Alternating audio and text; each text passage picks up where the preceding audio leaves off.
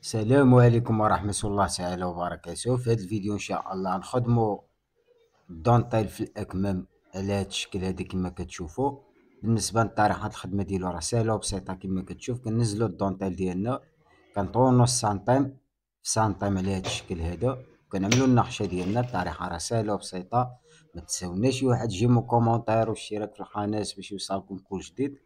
بالتوفيق للجميع ان شاء الله.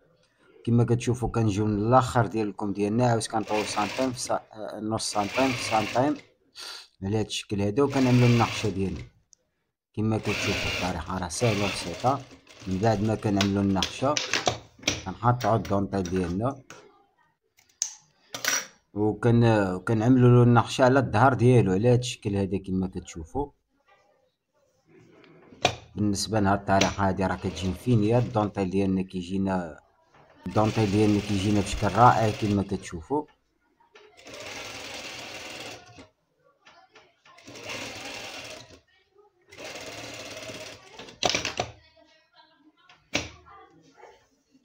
من بعد ما كنعملو له النقشه كيجينا على هذا الشكل هذا.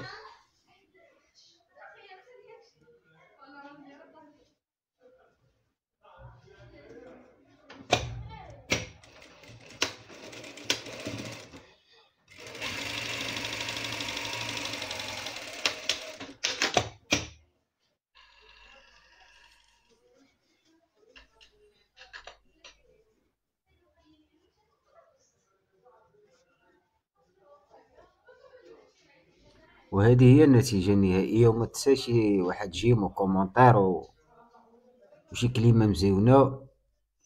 وبالتوفيق للجميع إن شاء الله. وهذه هي النتيجة.